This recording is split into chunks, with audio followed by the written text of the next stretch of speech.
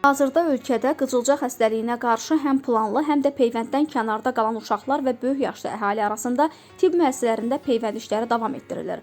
Bu barədə Qafqaz İnfoya Səhiyyə Nazirliyi Respublika Gigiyena və Epidemiologiya Mərkəzindən məlumat verilib. Bildirilib ki, aparılan məqsədyönlü peyvənd tədbirləri nəticəsində son aylarda ölkədə qızılca xəstəliyi qeydə alınmır. Qeyd edilib ki, su çiçəyi xəstəliyi mövsümi xarakter daşıdığı üçün adətən payız-qış aylarında qeydə alınır.